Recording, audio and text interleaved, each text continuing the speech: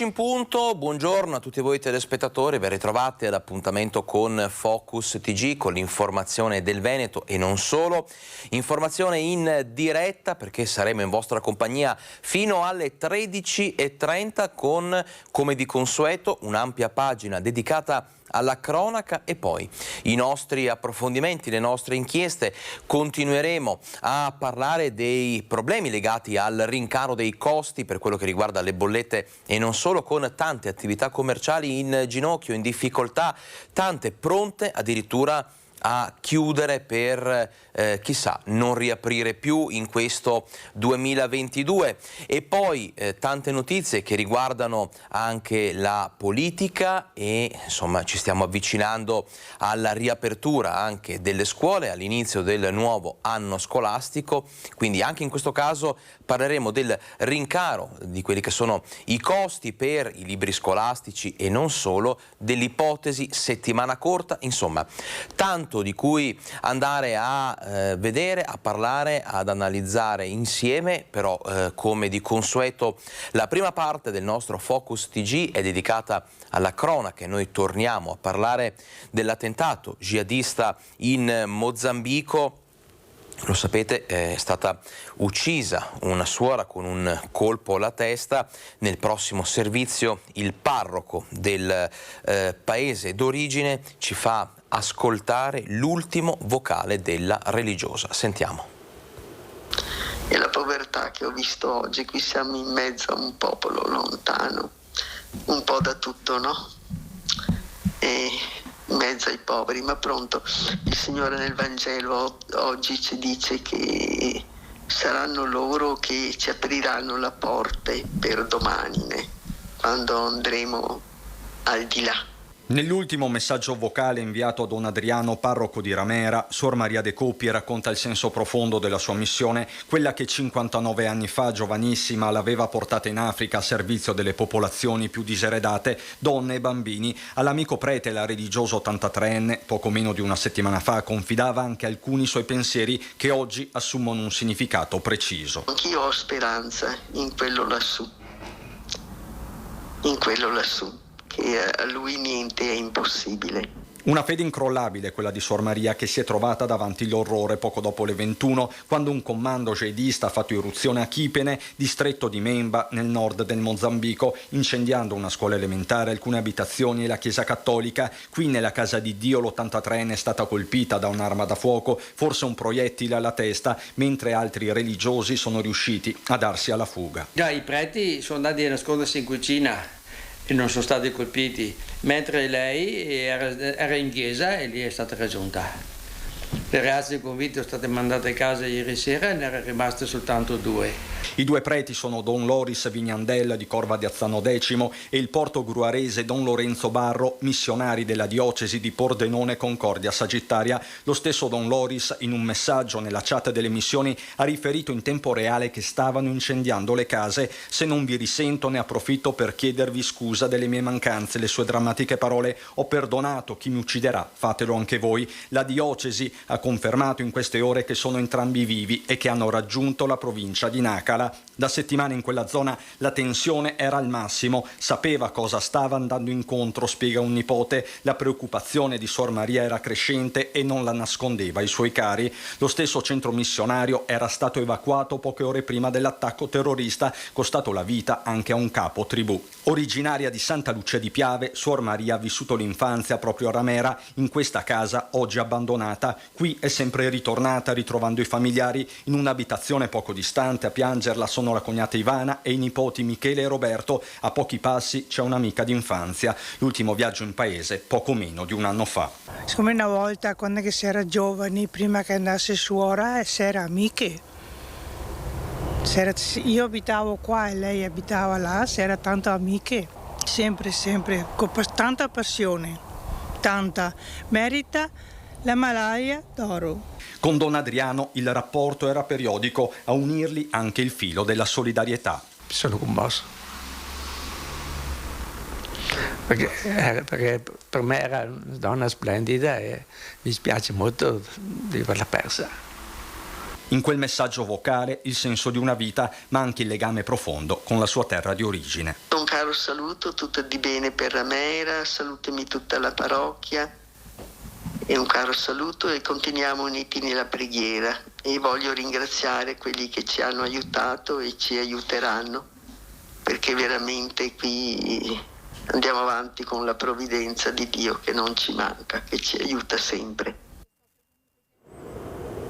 E questo drammatico, brutale, cruento fatto di cronaca ha scosso tutta la comunità e non solo. Arriva il cordoglio della diocesi, del vescovo, la storia di Suor Maria ricorda da vicino quanto accaduto anni fa. Eravamo nel 1980 a Padre Cosma Spessotto a El Salvador, poi insomma dichiarato beato a inizio anno. Ripercorriamo questa similitudine, questo parallelo storico e insomma il momento di grande cordoglio, di grande raccoglimento nel prossimo servizio. Si era convinta di essere, per così dire, protetta dal fatto di essersi ormai radicata nell'ambiente, di avere una fama, diciamo così, di aiuto dalla popolazione. Di fatto non è bastata. Suor Maria de Copi era un punto di riferimento per le missioni in Mozambico. In quel paese aveva trascorso buona parte della sua esistenza. Forse, dopo una vita coltivata a fare il bene, pensava di essere al riparo dalla violenza più cieca. E si era, per così dire, totalmente donata alla sua missione e al popolo mozambicano, e nello stesso tempo fa capire anche quanto sia una brutta cosa la violenza e la guerriglia, perché non risparmiano nessuno, non risparmiano neanche coloro che si dedicano al bene della popolazione.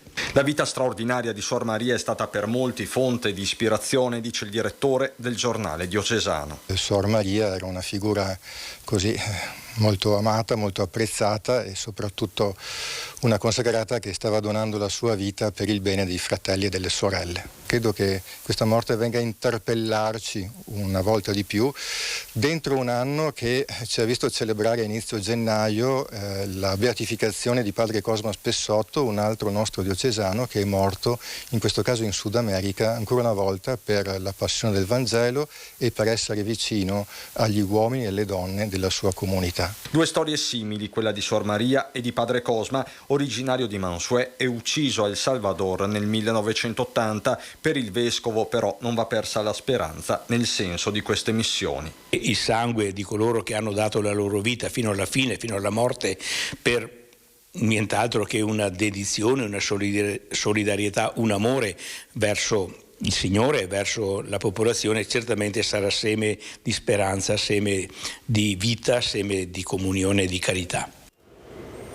Ecco, cerchiamo di capire allora chi era Suor Maria. L'ultima volta in Italia nel 2021 si era raccontata, concessa in una lunga intervista a La Tenda TV. Vediamo. Sono Suor Maria de Copi, una missionaria comboniana, e sono di questa da 50 anni, più di 50 anni in Mozambico. Ormai mi sento parte di quella terra e di quel popolo dove ho vissuto la mia vita. Si presentava con queste parole nell'ottobre dello scorso anno Suor Maria de Copi nell'intervista realizzata dalla direttrice del centro missionario diocesano di Vittorio Veneto, Maria Grazia Salmaso. La partenza da giovanissima, 59 anni fa, un viaggio per mare di 31 giorni per raggiungere la provincia del Mozambico divenuta la sua casa, Nampula. Momenti belli e momenti duri, raccontava la missionaria comboniana, che era scampata tra i precedenti agguati e aveva ripercorso il più drammatico. Ricordo un'imboscata che ho preso e in quel giorno sono morte 17 persone. Si viaggiava in convoglio, no? Sì. E poi si è sentito sparare e tutti hanno tentato di fuggire. E anch'io sono scesa dal carro, dalla macchina, ho tentato di arrestarli per terra perché non si poteva scappare in piedi perché arrivavano le palottole, no? E mi ricordo che lì ho gridato, ho detto: Signore, salvami, non lasciarmi morire qui sotto le palottole. Ha vissuto il tempo della guerra e quello della pace, Suor Maria. Cos'è che accade? Cioè questi guerriglieri arrivano e uccidono chiunque? Succede e ammazzano e distruggono le chiese, distruggono le scuole. Anni particolarmente duri gli ultimi 3, spiegava. Lei impegnata nell'aiutare la popolazione locale, dove le comboniane gestiscono un convitto e aiutano come possono le famiglie in fuga dai conflitti o messe in ginocchio dalla carestia, padri e madri che non hanno nulla da dar da mangiare ai figli. Poi vengo in Italia e vedo che qui non manca niente e si lamentano. Dico, ma come? Aiuti materiali, ma non solo. Bisogna saper ascoltare, diceva, nel profondo. Quando senti la storia, la loro vita, senti che c'è una presenza di Dio anche in loro. Quando sono andata giù le prime volte nel tempo coloniale, no?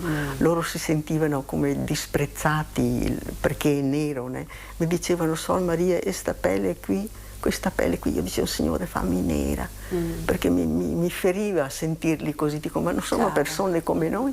Quella dell'ottobre scorso è stata la sua ultima volta in Italia. Continuiamoci a sentirci uniti, no? Uniti anche nella preghiera che non conosce distanze, no? Eppure l'amore non conosce distanze, no? Io ritorno molto volentieri e ormai ho vissuto là, è la mia terra. E una preghiera per me e per il mio Mozambico. E adesso ci fermiamo per un piccolo break pubblicitario, torniamo tra poco con tante altre notizie di cronaca e con tutti i nostri approfondimenti. A fra poco.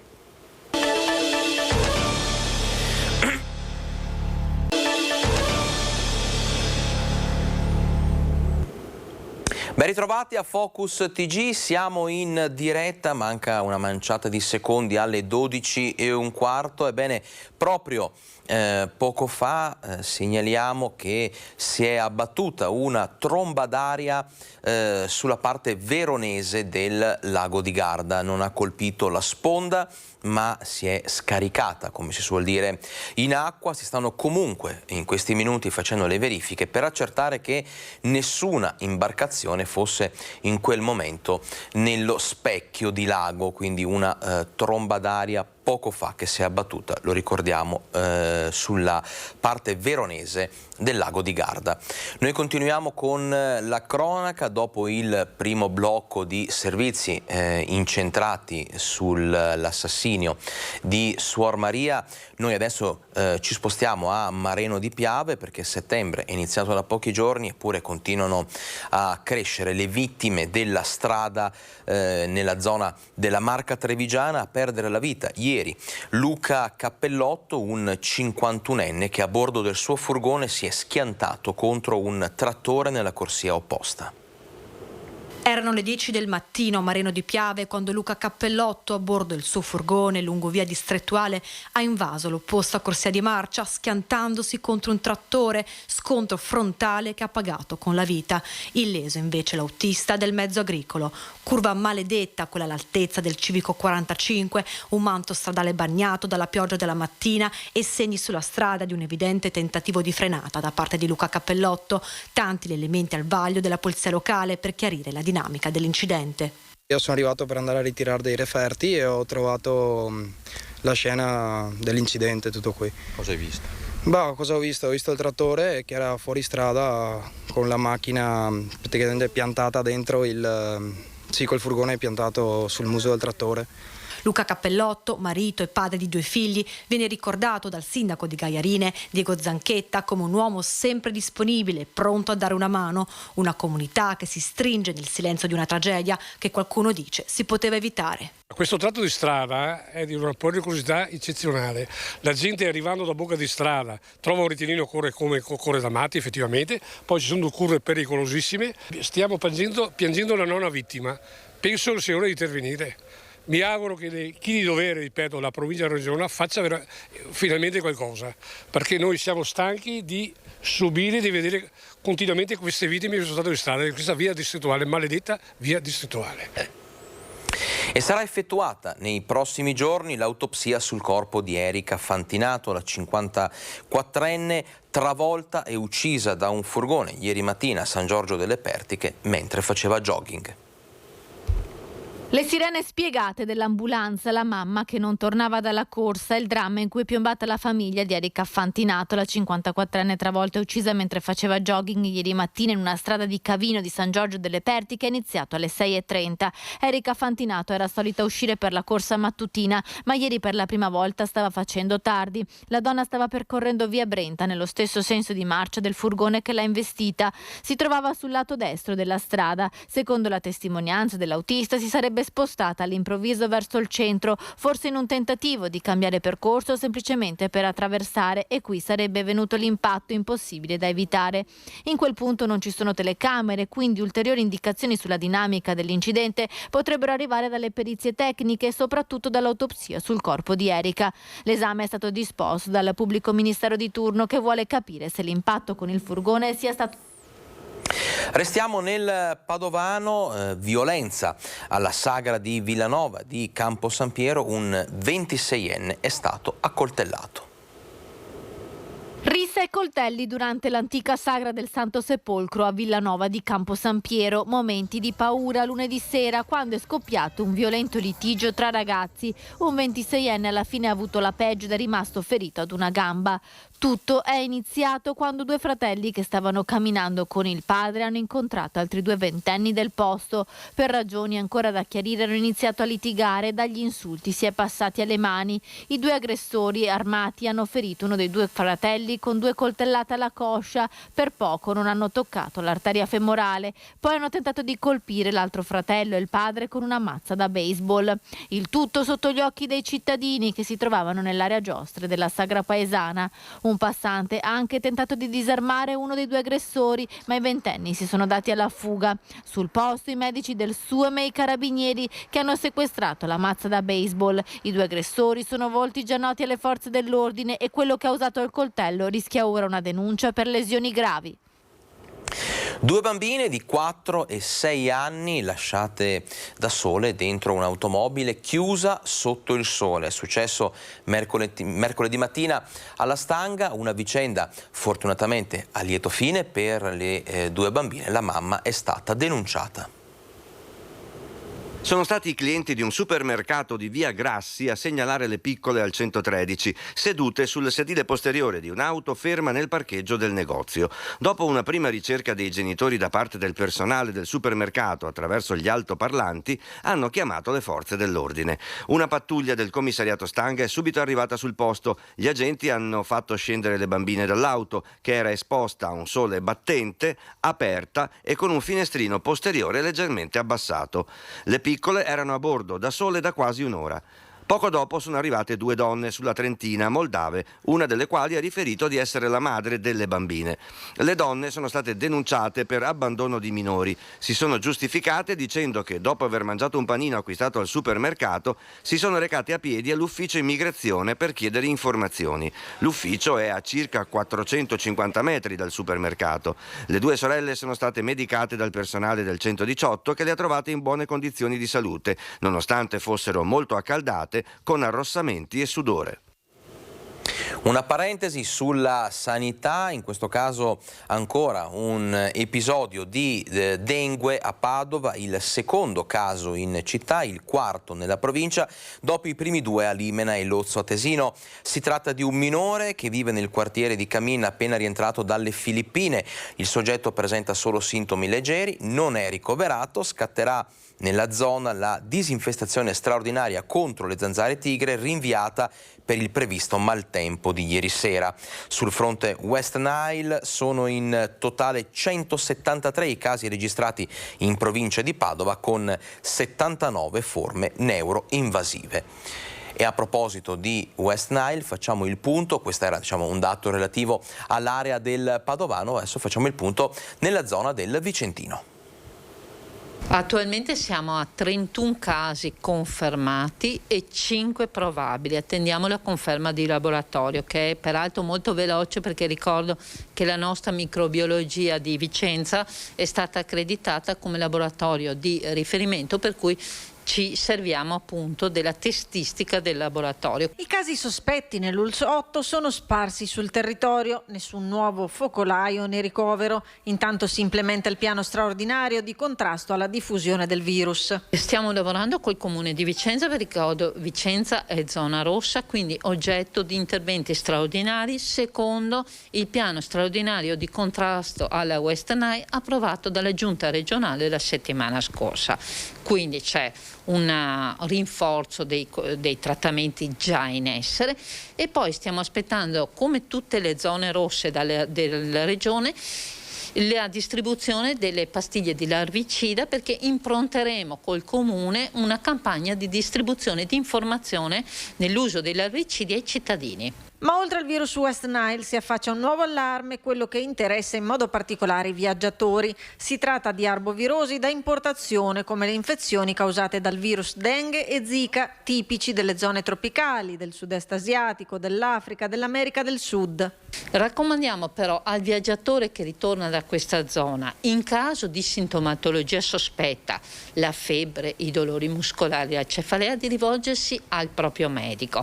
Potrebbe essere un esito del viaggio, per carità una malaria, ma potrebbe essere anche questa arbovirosi di importazione, che ricordo è particolarmente pericolosa qui perché le nostre zanzare tigri, che sono le zanzare che pungono di giorno e che ci tormentano durante appunto le nostre attività quotidiane, sono in grado invece di trasmettere da persona a persona questa malattia. E lo Zika, poi lo diciamo anche come consulenza a tutte le donne in età fertile che affrontano un viaggio in queste zone, è particolarmente pericoloso perché ha una trasmissione materno-fetale, per cui il rischio di malformazioni fetali nel caso di una donna incinta contragga questa malattia è molto alto.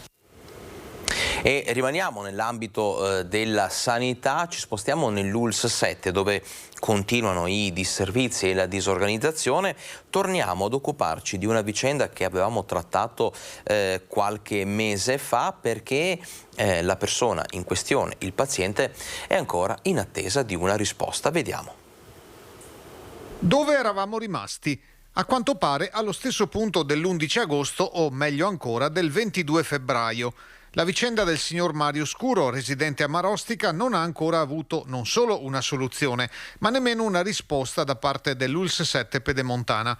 Facciamo un passo indietro ad ormai un mese fa. Il medico uscente, diciamo così, è stato gentile nel presentarmi, prima della sua dimissione, la dottoressa giovane, preparata, che si prendeva l'incarico di prestazioni anche a domicilio, aggiungendo poi che non aveva difficoltà anche per le prestazioni dovute, nel caso mio, a domicilio, in quanto aveva preso casa sotto casa mia. La ricusazione ancora non è stata motivata e per questo il 6 settembre il signor Mario ha scritto una mail al direttore della clinica Salus di Marostica, al dottor Michele Valente, presidente dell'Ordine dei Medici di Vicenza, al dottor Luciano Flor, direttore generale della Sanità Veneta, al protocollo dell'ULSS 7 Pedemontana, nonché al dottor Giuseppe Zanini e al dottor Antonio Di Caprio, rispettivamente direttore amministrativo e direttore sanitario dell'azienda, al direttore del distretto 1 Emanuele Barbierato e ovviamente a quella che sarebbe dovuta essere la sua dottoressa. Insisto ancora per conoscere dall'interessata la motivazione della ricusazione di assistenza sanitaria assicuratami di persona nella mia abitazione il 22 febbraio 2022, presenti testimoni, firmato Mario Scuro Marostica. Ad oggi non risultano ancora risposte. Se dovessero arrivare, i nostri microfoni sono sempre aperti per tutti. Dopo la pubblicità torneremo ad occuparci di cronaca per poi aprire i due filoni di approfondimento in questo Focus TG, i rincari per quello che riguarda il mondo della scuola e per quello che riguarda invece le bollette e i costi di gas ed energia elettrica. Tutto questo a fra poco.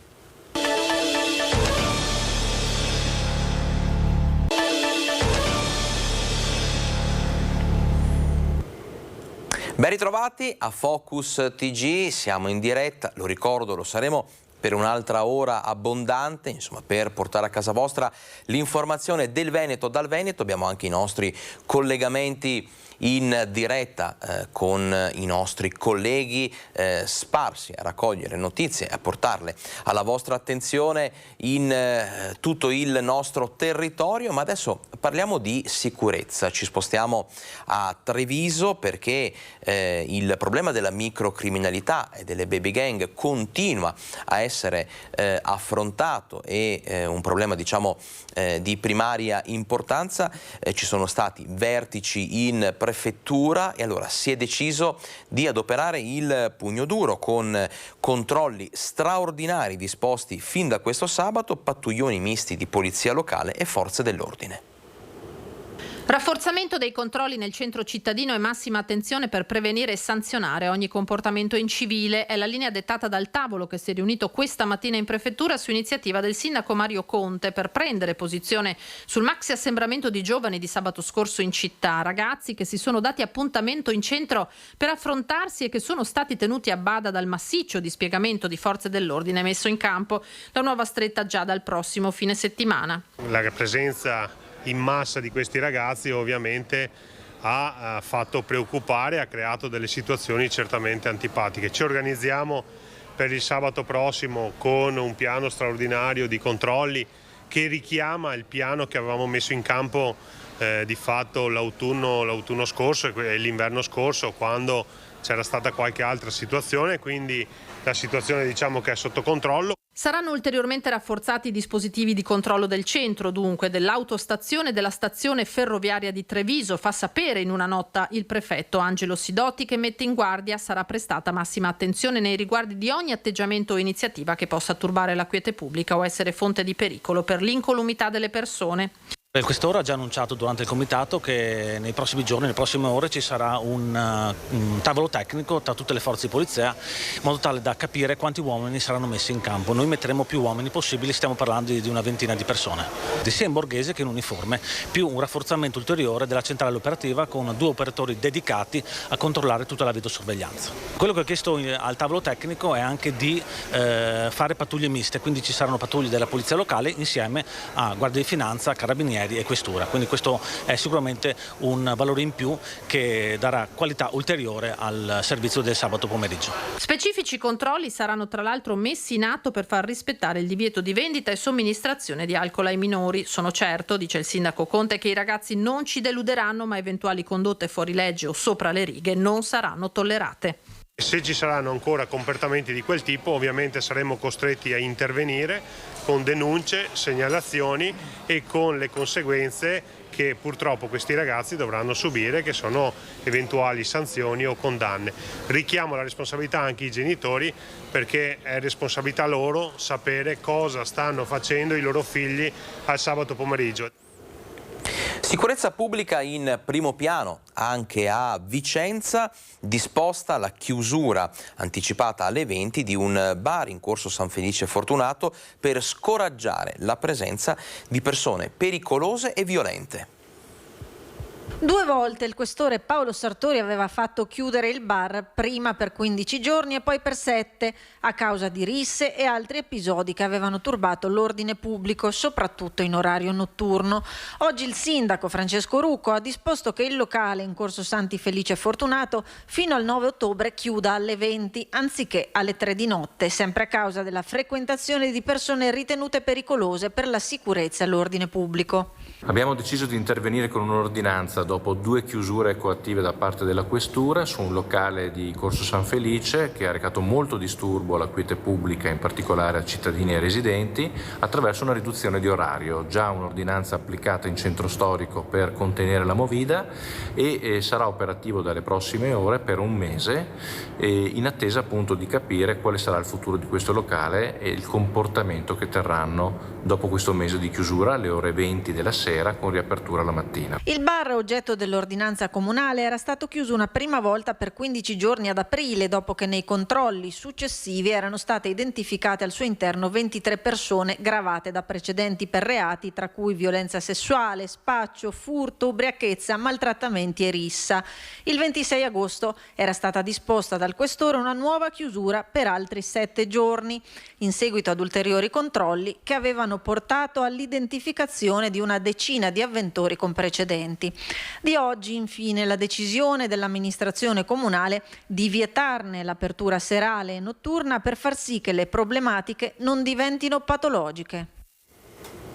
Conto alla rovescia per l'inizio del nuovo anno scolastico. Oggi il vertice in provincia a Padova con tutti i dirigenti scolastici di tutto il territorio. Ebbene, nel frattempo però arriva uno stop alla proposta della settimana corta. Noi approfondiremo tutto questo fra poco in diretta con la nostra collega Chiara Gaiani. Intanto introduciamo l'argomento nel prossimo servizio.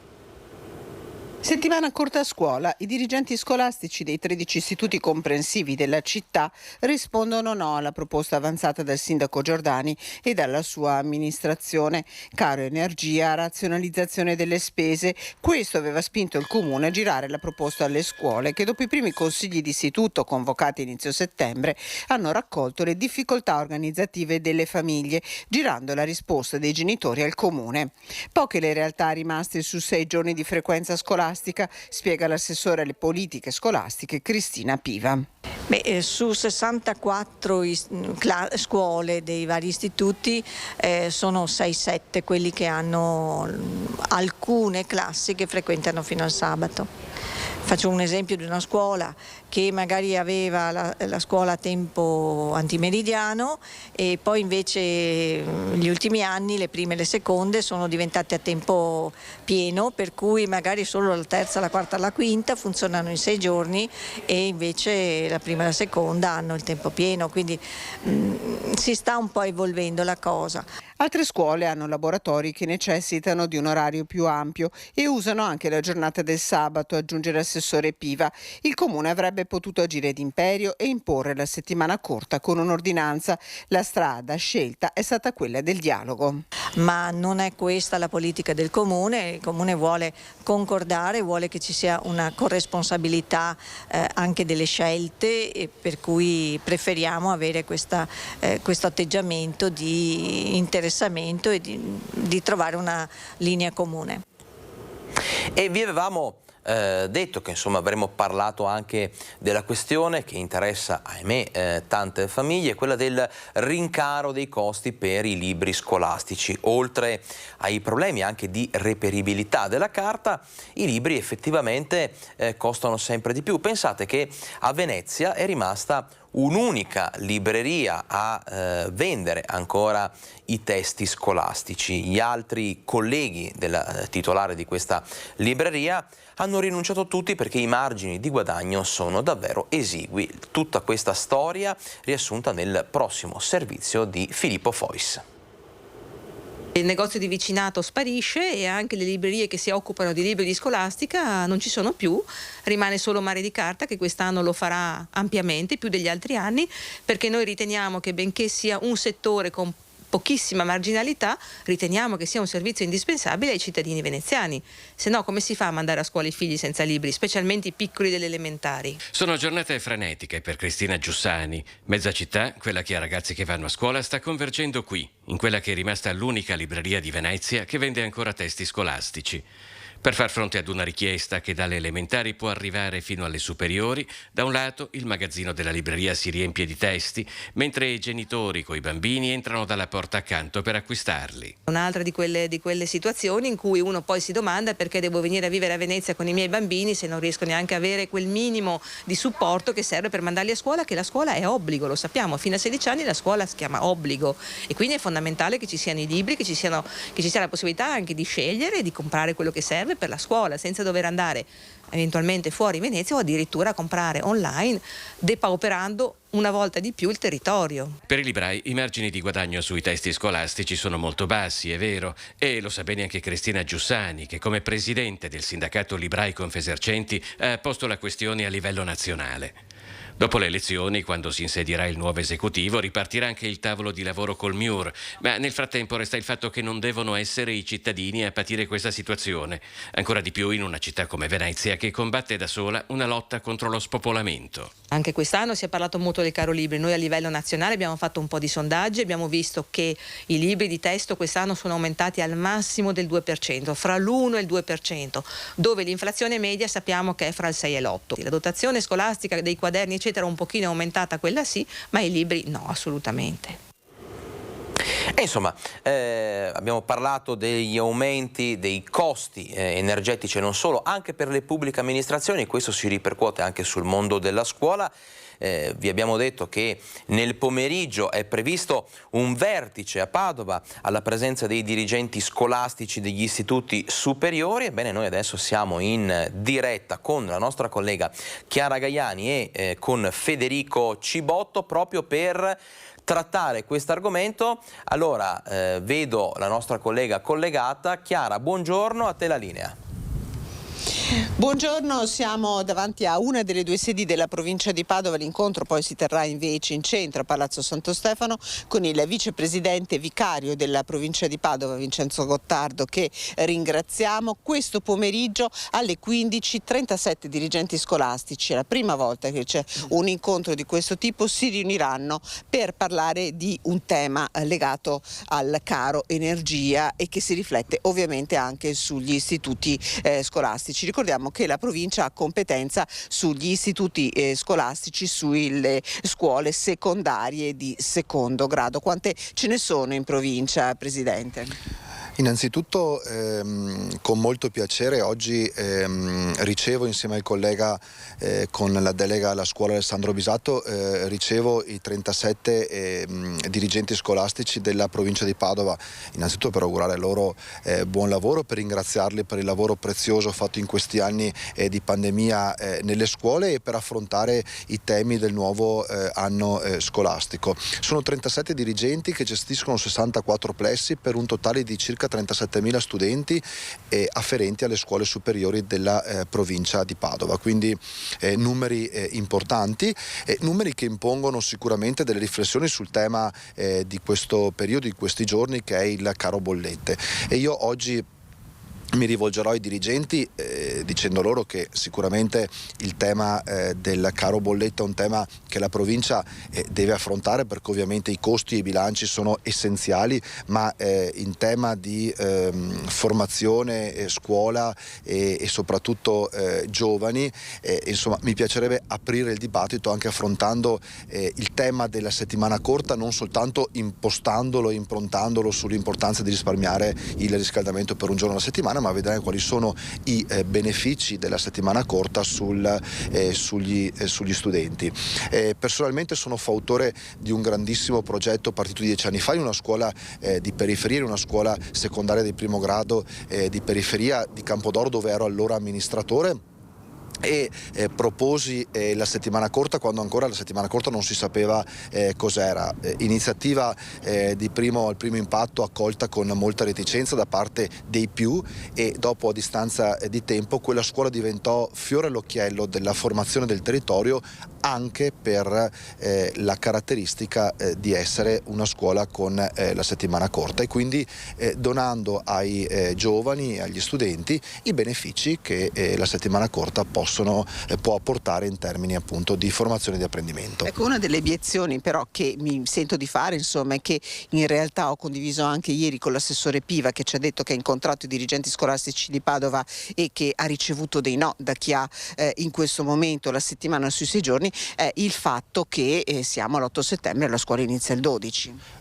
Questo sarà un tema molto importante che oggi vedremo di affrontare insieme ai dirigenti, perché, e qui allora ci spostiamo sul tema del risparmio energetico, il tema del risparmio sulle bollette è un problema che deve riguardarci tutti, perché è una sensibilità che tutti dobbiamo avere, e quindi sì, ahimè, è vero, lo abbiamo affrontato, magari lo si poteva affrontare a giugno, ma probabilmente a giugno non sarebbero cambiate tante cose nella pianificazione del nuovo calendario scolastico elettrico per il nuovo anno. Vediamo insieme ai prezzi di cosa si può fare. Il risparmio stimato è di circa, oscilla tra le 400 e i 500 mila euro di caro bollette per la provincia, per cui non stiamo parlando sicuramente di cifre astronomiche, ma stiamo parlando di cifre che sono soldi pubblici, e per cui mi piace affrontare questo tema non solo come amministrazione comunale, quindi io insieme ai consiglieri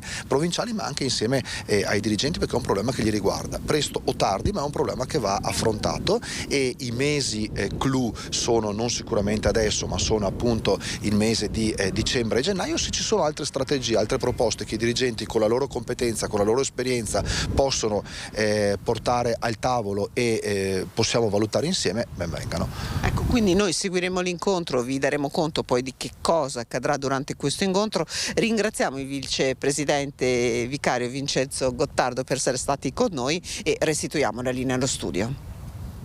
Grazie a Chiara Gaiani e a Federico Cibotto per questo interessante approfondimento che ci ha dato la possibilità anche di conoscere tematiche nuove e prendere spunto per riflessioni che comunque porteremo avanti nei prossimi giorni, perché queste tematiche sono di stretta attualità. Noi adesso ci fermiamo per un altro piccolo break pubblicitario e rientriamo tra pochissimo, perché dobbiamo parlare dell'altra parte, diciamo, del problema, i rincari e le difficoltà che stanno vivendo i commercianti, le famiglie e le associazioni. Tutto questo a fra poco.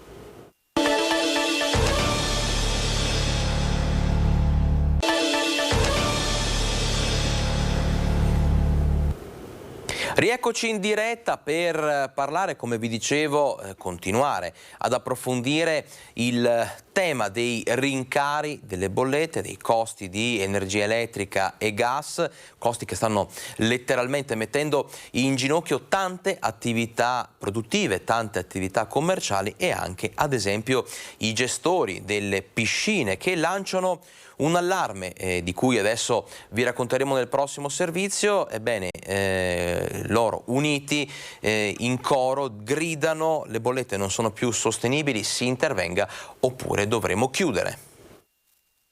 Bollette non più sostenibili, il grido d'allarme arriva dai gestori degli impianti natatori che dopo i 2 anni di pandemia che hanno duramente colpito il settore adesso sono alle prese con i rincari di luce e gas.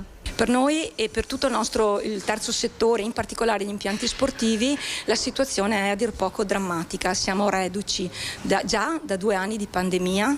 Adesso, subito, senza la possibilità di una ripresa effettiva, con aiuti che sono stati delle briciole, ci ritroviamo anche l'aumento del caro bollette. A snocciolare i numeri è chi gestisce più impianti nel Vicentino, a Vicenza Est, a San Pio X, a Caldogno, a Cavazzale e Mussolente, situazione che preoccupa in vista dell'inverno. Basti pensare che, ad esempio, nell'impianto di Caldogno i costi del gas nel solo mese di maggio sono schizzati dai 20.000 euro dello scorso anno ai 50.000 di quest'anno. Stessa cosa per l'energia elettrica.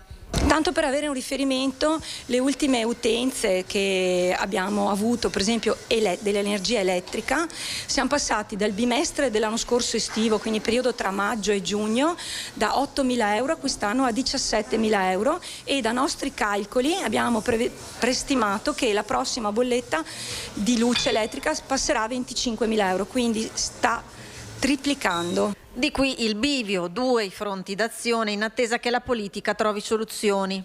Ridurre i costi, assolutamente, e aumentare gli introiti. Però l'aumento degli introiti non è per noi eticamente corretto, perché non possiamo attribuirlo alle famiglie. E quindi si invita il singolo ad un comportamento etico per evitare gli sprechi e si adottano soluzioni e investimenti volte a ridurre i consumi. Abbiamo intenzione di stringere i denti e tenere duro, si tratta di mesi invernali in particolare, anche se i costi di un impianto piscina, che è veramente molto ergivoro, si distribuiscono tutto l'anno, perché anche adesso noi stiamo scaldando la vasca, quindi non abbiamo solo il problema, come tante aziende, dei 5 mesi estivi, noi il problema ce l'abbiamo tutto l'anno. Impianti natatori dunque che minacciano la chiusura. Chi invece ha già iniziato a chiudere, in questo caso i forni, sono i ceramisti di Nove, un settore veramente messo in questo periodo spalle al muro dall'aumento dei costi e dalla crisi. Vediamo.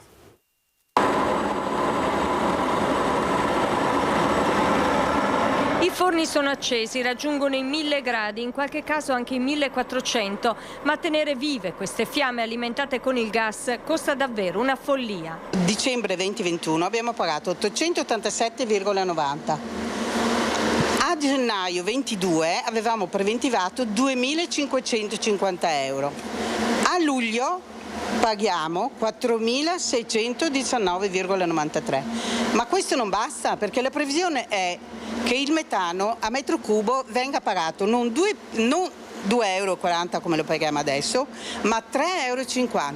Di conseguenza va da sé che noi non possiamo continuare a lavorare. Quindi dobbiamo fermarci. Costi diventati insostenibili per le imprese del settore della ceramica. Gli ordini non mancano, ma ci sono troppi punti di domanda. Per la nostra categoria, da adesso in poi, è il momento in cui ci stiamo guardando intorno per capire se continuare a fermarci o addirittura chiudere. Ci sono già aziende ferme o quantomeno stanno pensando di rallentare la produzione. Se non trovano un tetto al costo del gas, lo scenario che noi possiamo prevedere è molto buio, ma buio nel senso che l'unica cosa è quella di fermarci. Purtroppo i clienti iniziano a dirottare le commesse ad imprese che operano all'estero e che riescono a contenere i prezzi. Così alcune aziende hanno già spento i forni e messo in ferie il personale. Se non trova lo Stato la modalità di darci il metano a un prezzo fisso, va da sé che vanno in cassa integrazione e poi noi non abbiamo una visione chiara, non possiamo averla. Addirittura stanno già parlando in questo decreto di razionalizzare il gas. Di conseguenza non vediamo come possiamo lavorare, perché non possiamo avere il gas 2 giorni sì e 4 no. Cioè va da sé che ci si deve fermare, è un obbligo.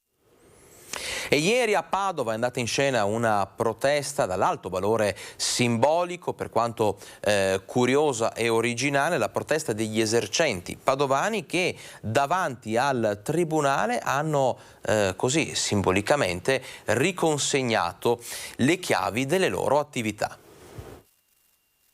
L'anteprima di quello che potrebbe realmente succedere, cioè il fallimento delle imprese se non si cambia marcia da qua a pochi giorni.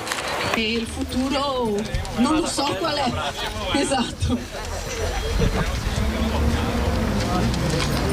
C'è chi consegna la pentola, simbolo del lavoro di una vita, chi porta i libri contabili, chi mostra le bollette triplicate. D'ora in poi la pentola la useremo per chiedere l'elemosina, perché così non ce la facciamo, andiamo fuori dal negozio e mettiamo le pentole per chiedere come fare, per pagare le bollette. Le storie dei tanti baristi, pasticceri, ristoratori padovani che non riescono a far fronte al caro energia e ai prezzi delle materie prime aumentati. L'unica soluzione è alzare i prezzi. Alzare i prezzi vuol dire vendere meno, perché se sono meno soldi da spendere vuol dire lavorare meno e quindi lasciare a casa ancora persone. La paura di chiudere per sempre si mischia alla rabbia, soprattutto nei confronti della politica accusata di non fare nulla. Letta, Meloni, Salvini, Draghi e chi che sia. Questo è il popolo con cui dovete parlare.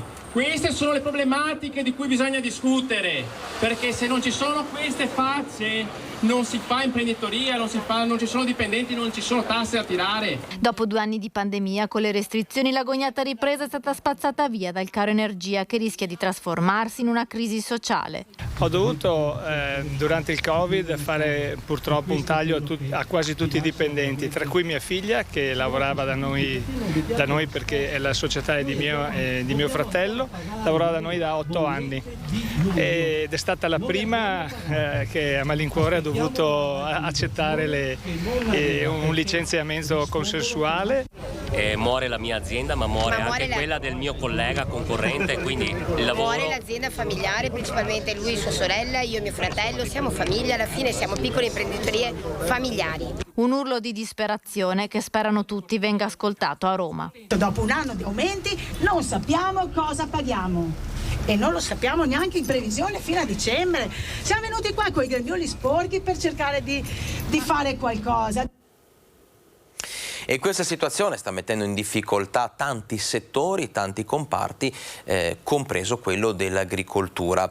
Il rischio, oltre a quello di vedere i prezzi in costante aumento, è anche quello di ritrovarsi con gli scaffali sempre più vuoti nei supermercati.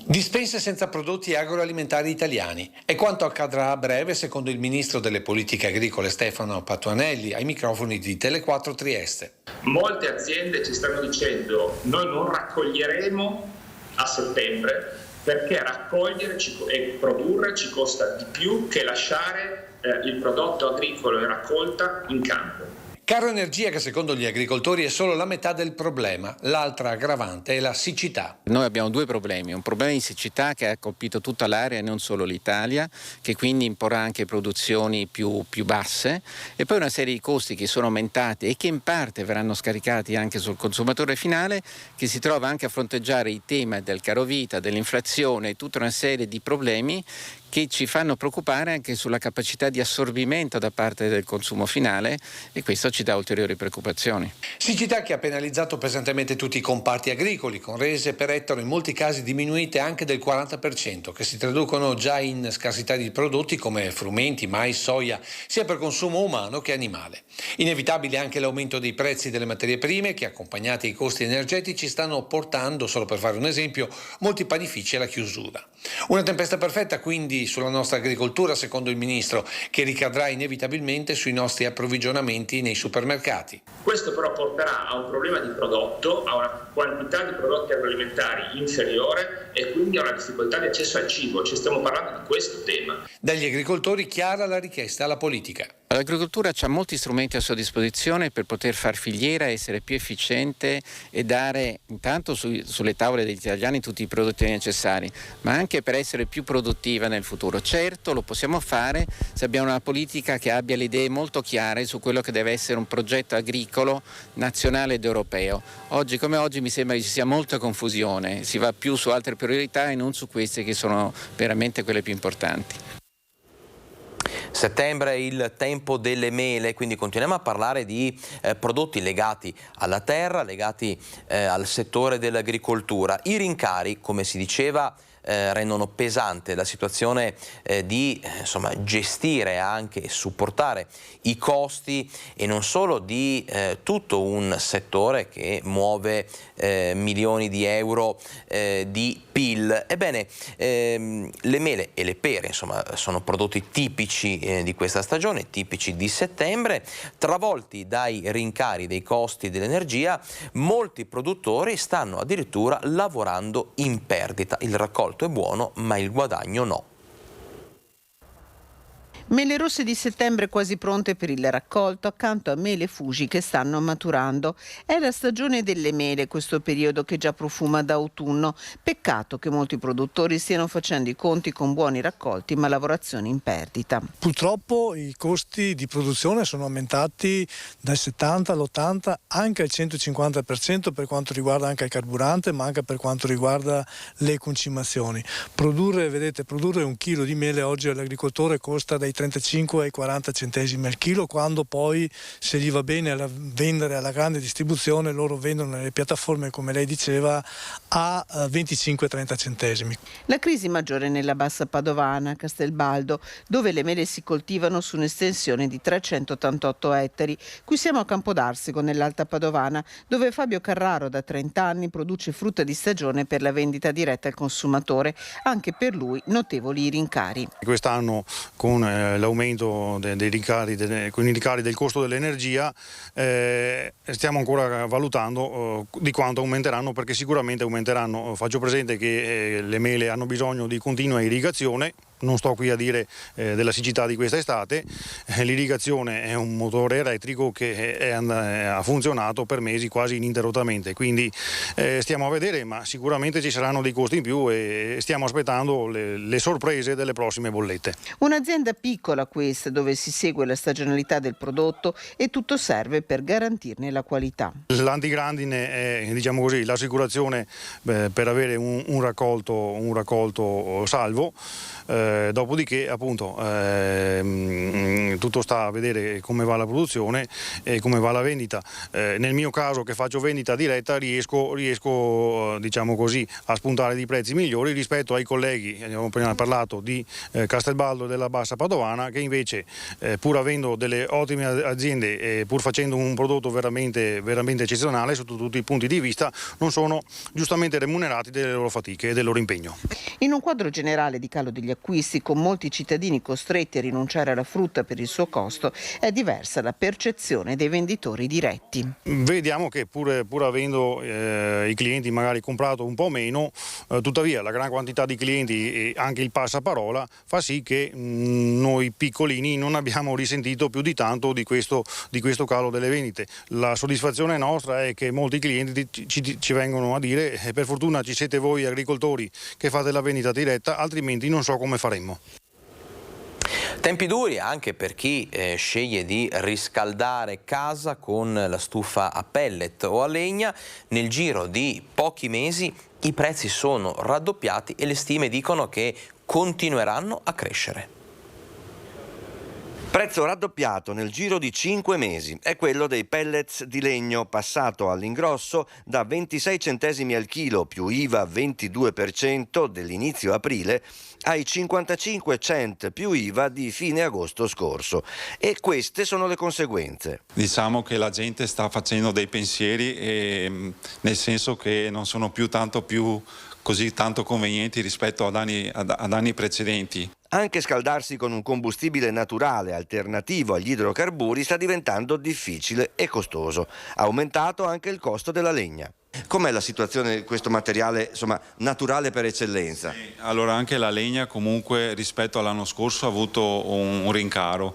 Diciamo che se l'anno scorso si poteva trovare al minuto un bancale di legna, parliamo che sono circa 10 quintali, si trovava a 160 euro al pubblico, ad oggi si trova sui 300 euro, quindi anche la legna è raddoppiata come prezzo. La legna ha però l'IVA al 10%. I prezzi, da quello che sentendo anche gli altri operatori del mercato, anche i produttori, i prezzi continueranno a salire anche a ottobre fino a dicembre. Un consiglio: cercare di economizzare al massimo il consumo del pellet durante la giornata, e un altro consiglio che posso dare è nel prossimo prestagionale cercare di comprare in aprile. Adesso ci fermiamo per l'ultimo break pubblicitario di questa edizione di Focus TG.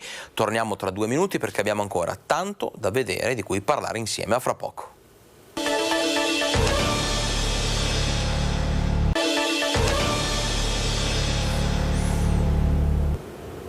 Sono le 13.05, ben ritrovati a Focus TG. Allora chiudiamo la parentesi, l'ampia pagina dedicata al problema del rincaro dei costi, delle bollette, delle materie prime e quant'altro, perché tutta questa situazione di crisi sta portando un effetto anche dal punto di vista lavorativo ed economico importante, perché cresce e continua a crescere la richiesta di cassa integrazione.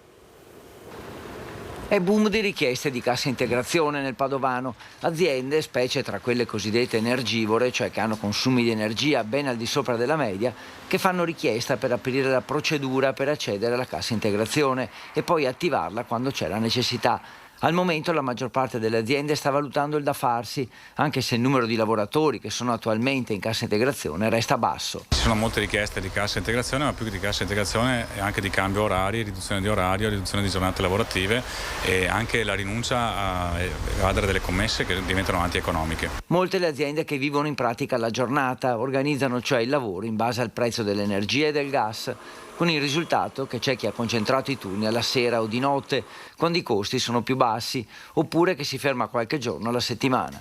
Ma questo non è assolutamente insufficiente, c'è una guerra una guerra impossibile, nel senso che i prezzi sono esplosi di 10 volte tanto, quindi sì, si prova, ma insomma si raccoglie molto poco. Chi si occupa di politica, si occupi della politica energetica di questo paese. Se è un paese a vocazione industriale, devono essere sostenute le industrie, e se è un paese in cui ci dobbiamo permettere di consumare tutta questa energia, trovare il modo per farla.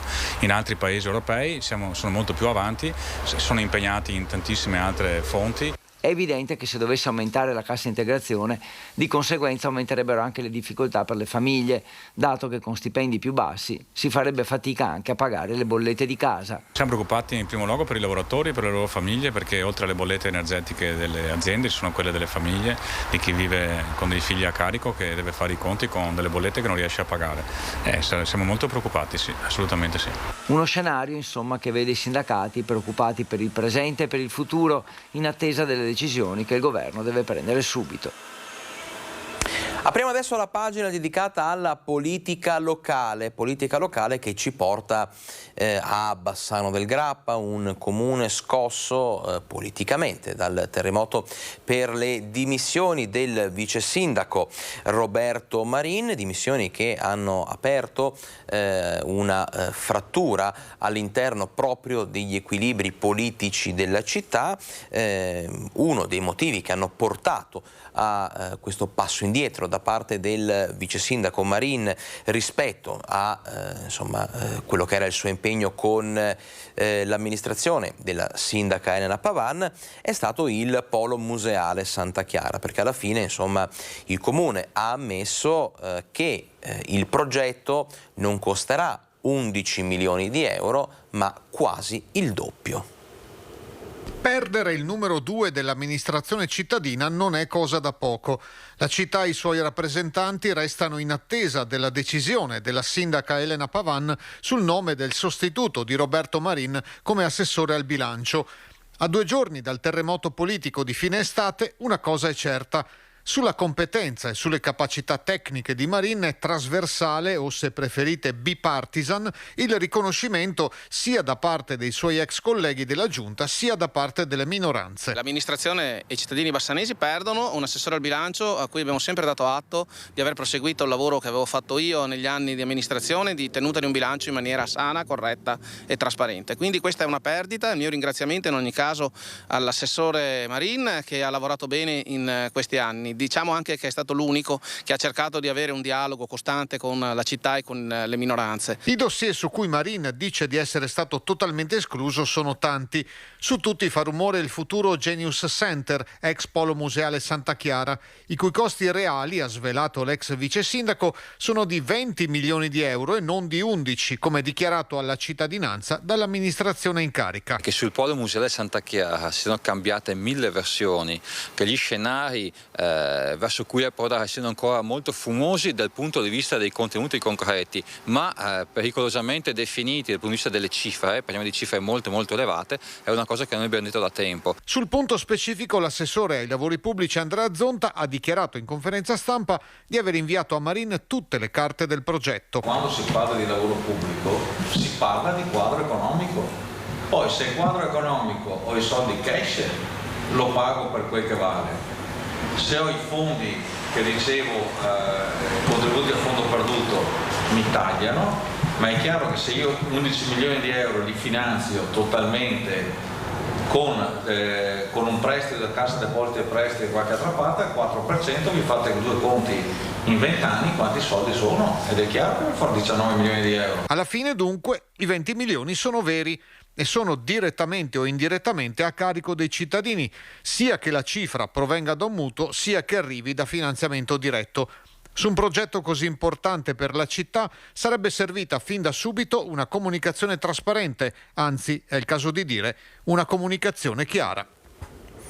Da Bassano a Vicenza per parlare di alta velocità, di TAV, come verrà calato il progetto nella realtà, per quello che riguarda chiaramente l'attraversamento di Vicenza, quali saranno i punti critici e cosa succederà per quello che riguarda gli espropri. Se lo chiede il sindaco di Vicenza Francesco Rucco, che appunto pretende che i vicentini, i cittadini siano puntualmente informati.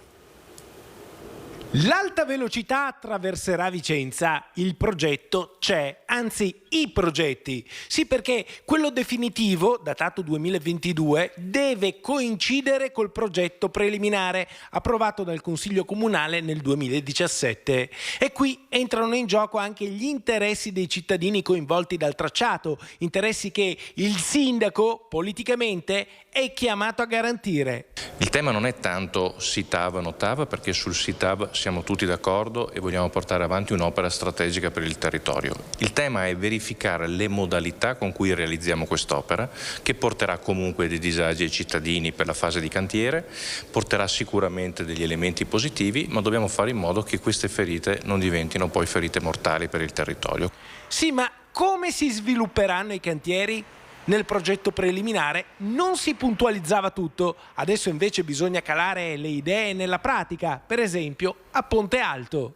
Le modalità di intervento erano previste in maniera assolutamente generica, non puntuale. Nel progetto definitivo arrivano le puntualizzazioni, quindi si vedono come i cantieri si sviluppano, si capiscono le modalità, e uno di questi elementi, per esempio, è quello di Ponte Alto e Via degli Scaligeri, che viene abbattuto e lasciato giù per 2 anni in attesa di una ricostruzione che vedrà lo spostamento del traffico sulla parte ovest della città, in particolare davanti alla Fiera di Vicenza, quindi un disagio importante. Dall'altra parte il tema degli espropri, tema delicatissimo per il quale RFI ha ritenuto di fare un avviso pubblico sulla stampa locale l'11 agosto, data probabilmente in cui moltissimi vicentini erano anche in vacanza, non leggevano il giornale, e quindi questa mancanza di trasparenza non aiuta anche noi amministratori a dialogare con i cittadini, informarli in maniera corretta e puntuale di quello che sta accadendo. Noi chiediamo che questo avvenga.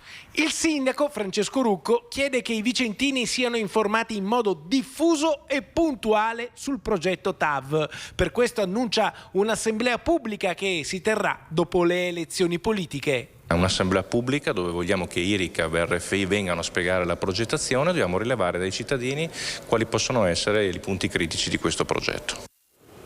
E continuiamo a parlare di TAV perché RFI ha consegnato il progetto definitivo dell'alta velocità che attraverserà Vicenza. Sulla questione però è botta e risposta tra CGIL e Sindaco Rucco. La CGIL di Vicenza è seriamente preoccupata per le conseguenze dell'inizio dei lavori sulla TAV attraversamento di Vicenza. Il progetto definitivo depositato nei giorni scorsi, a differenza del preliminare, prevede maggiori abbattimenti, prevede cantieri all'interno del quartiere dei ferrovieri.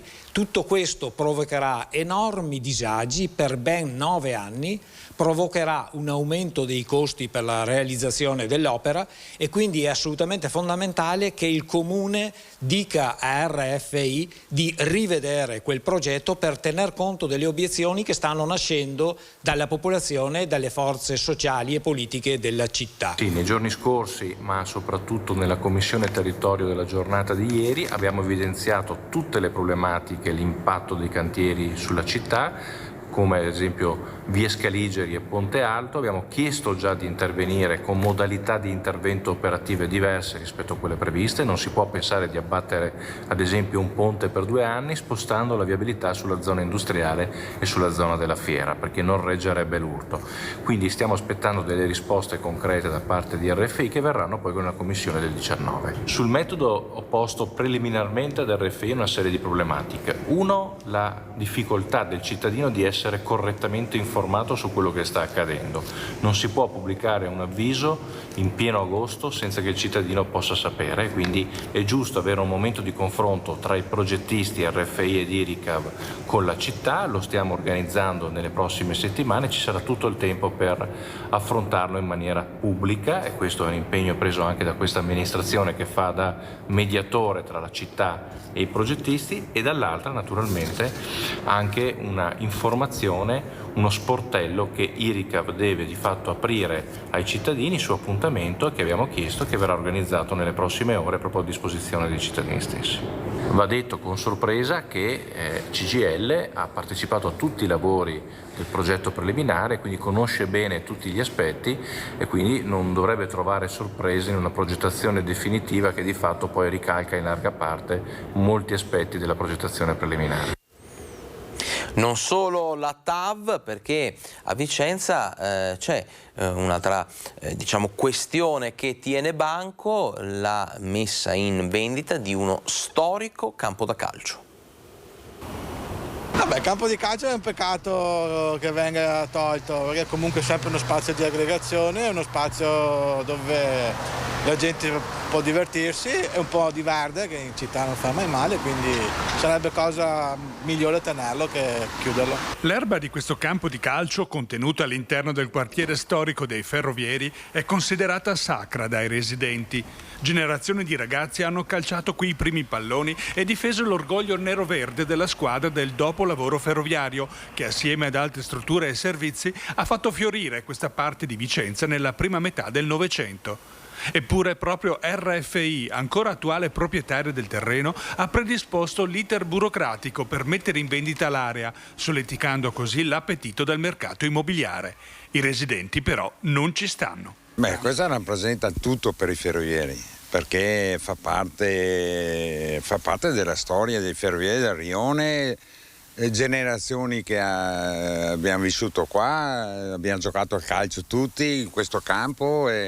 L'area sì, penso che ci siano un sacco di case sfitte prima di arrivare a costruire ancora, mi sembra. Di coprire col cemento ancora quel poco di verde che c'è a Vicenza, direi che sarebbe bene pensarci. Abbiamo sentito la memoria storica di qualche anziano che dice che si ricordava, giocava, sono anche pronti anche a scendere. Vabbè, dai, giusto? Spero che questa battaglia faccia mantenere il campo. Il campo dei ferrovieri rappresenta una risorsa per il quartiere, per i giovani, per gli anziani, sia per ricordare e per dare un futuro, una possibilità a tutti di divertirsi, di giocare, di stare in compagnia. Io sono un insegnante di educazione fisica, quindi cosa vuole che le dica? Purtroppo dico che la speculazione rende poco vivibile gli spazi all'aperto, soprattutto per i ragazzi e per la gioventù. Dobbiamo sicuramente garantire alla gioventù degli spazi aperti e la possibilità di socializzare, soprattutto dopo questo periodo piuttosto pesante che abbiamo vissuto il Covid e quant'altro. E adesso vediamo cosa succede. Il comune, speriamo che faccia delle belle scelte. I cittadini però non sono tanto qui. Condividono la mia idea. Ecco. Almeno... Se dovesse partire qualche speculazione farete di tutto voi? Nel limite della legalità e della possibilità, e insomma faremo qualcosa, ci opporremo, insomma, ecco. Restiamo a parlare di una tematica legata ai campi di calcio, perché la proposta dei campionati di calcio amatoriali di non avere più come sede di gara Venezia e le isole continua a far discutere. Una proposta, una richiesta dovuta alla logistica, ai costi eccessivi. Ebbene, il dibattito continua, sentiamo la risposta del CONI. Il CONI provinciale di Venezia boccia senza appello la proposta richiesta delle organizzazioni che promuovono i campionati di calcio amatoriali di non avere più Venezia, Centro Storico e Isole tra le sedi di gara per i campionati di calcio 2022-2023, un'istanza motivata dal fatto che in Laguna i campi di gioco sarebbero logisticamente troppo scomodi per chi arriva dalla terraferma, comportando anche notevoli spese di viaggio per arrivare. Non si tratta, è bene sottolinearlo, dei campionati federali. Il CONI non ha potere decisionale in merito, ma le parole di Massimo Zanotto, delegato del Comitato Olimpico Nazionale Italiano per Venezia, parlano più chiaro di qualsiasi altra cosa. Diventa un precedente grave, perché non vengono tenute in considerazione la difficoltà che quotidianamente le squadre che si allenano a Venezia hanno per svolgere l'attività, visto che gli spostamenti sono lunghi e visto che poi hanno tutta una serie di trasferte al di fuori del territorio insulare che comportano ovviamente dei costi. Le soluzioni ci sono, basta guardare alle federazioni. Credo che le soluzioni ci siano, possono essere adottate. Sicuramente da parte del Comune ci sarà la massima collaborazione per riuscire a trovare una soluzione. CONI, Comune e tutte le istituzioni sono pronte a lanciare un salvagente e dare una mano. Basterà a salvare il calcio tra Cagli e Campielli? Da parte nostra, come CONI, c'è la piena disponibilità a collaborare, a mettersi in gioco e a partecipare a un tavolo se necessario per trovare e individuare quelle che possono essere le soluzioni migliori per risolvere questo problema. Vigili del fuoco in protesta davanti alle prefetture di tutta Italia. Vediamo com'è andata a Treviso. Noi siamo sempre a vostra disposizione e speriamo che lo Stato si ricordi di noi, sia per l'organico, sia per un fattore economico, perché anche noi abbiamo delle famiglie, sia per la nostra tutela pensionistica, per un futuro, per poter dare a chi ha lavorato tanto il giusto compenso economico per proseguire la propria vita. Scesi in piazza per manifestare, i Vigili del Fuoco chiedono modifiche al sistema normativo del Corpo, interventi che regolamentino il sistema previdenziale, una revisione del sistema di ruoli, ma soprattutto norme sulla sicurezza e la salute per gli operatori del soccorso tecnico urgente, sempre in prima fila. Non ultimo, un'importante modifica del sistema di turnover in previsione dei futuri pensionamenti, nei prossimi anni circa 5.000 unità, e per far fronte in modo efficiente ai cambiamenti climatici, ormai non più trascurabili, che anche quest'estate hanno impegnato in modo consistente gli uomini e le donne del corpo. Un'estate veramente difficile da gestire a livello operativo per noi Vigili del Fuoco, perché ci siamo trovati in condizioni di inferiorità numerica di operativi che sono quelli che proprio vanno sull'intervento. Se una prima partenza è fuori per un incendio grande, non riusciamo da soli a fronteggiare un altro incendio o un incidente stradale.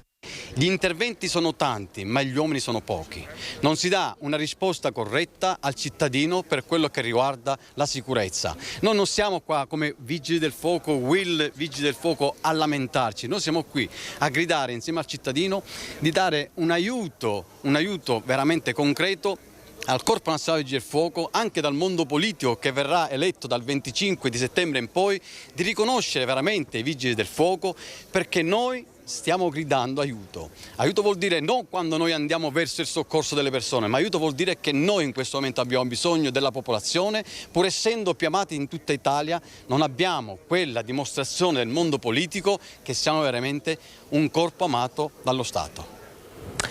Made in Malga, adesso cambiamo decisamente argomento, ci spostiamo oltretutto sull'altopiano. Made in Malga ha fatto registrare dati veramente record nello scorso fine settimana, ma in generale tutto l'altopiano a beneficiare dell'indotto di questa importante manifestazione, e da venerdì si fa il bis. Buona la prima e la seconda probabilmente farà il bis, se non meglio. Made in Malga si conferma appuntamento di grande richiamo per Asiago e per l'altopiano, in grado di portare il grande pubblico nella montagna vicentina. Il primo weekend ha fatto registrare dati record e da venerdì a domenica si replica. È veramente importante continuare con questo atteggiamento e questo metodo per arrivare alla destagionalizzazione. Queste manifestazioni servono proprio per allungare la stagione. Pensiamo a tutti gli eventi che sono creati appositamente nel fuoristagione proprio per allungare il periodo stagionale. L'invito dell'amministrazione di Asiago è rivolto agli altri comuni del comprensorio, in modo che l'intero altopiano possa proporre un'offerta turistica per così dire fuori stagione, ma non solo. Deve essere un messaggio che deve essere coltivato da tutto il tessuto commerciale che si rende sempre a disposizione per queste manifestazioni. È impensabile realizzare queste manifestazioni senza l'aiuto dei nostri esercenti, i nostri commercianti, che nel fuori stagione tengono aperto le proprie attività, i propri negozi, e permettono sia di fare queste manifestazioni e soprattutto permettono di mantenere viva una montagna che altrimenti sarebbe dimenticata. La stagione trionfale del turismo altopianese è stata illuminata sì da Made in Malga, ma ha avuto anche altri picchi storici, come quello del raduno del terzo raggruppamento degli alpini. La donata triveneta, raccontata da Rete Veneta, ha riportato il grande turismo ad Asiago e in tutto il comprensorio. È stato un anno molto positivo, usciamo da un periodo pandemico che comunque abbiamo registrato in quel periodo pandemico anche degli ottimi risultati. Asiago e l'altopiano in generale sta scalando le classifiche generali anche del gradimento, soprattutto per quanto riguarda il target delle famiglie, proprio per questo, proprio per le attività innumerevoli che mettiamo in campo costantemente durante tutto il tempo dell'anno. Le manifestazioni sono solamente quella ciliegina sulla torta della comunicazione, che servono appunto però per veicolare al meglio e portare le persone nel nostro territorio. Parliamo adesso di sport con la grande atletica senza barriere in arrivo a Cassola sabato 10 e domenica 11 settembre.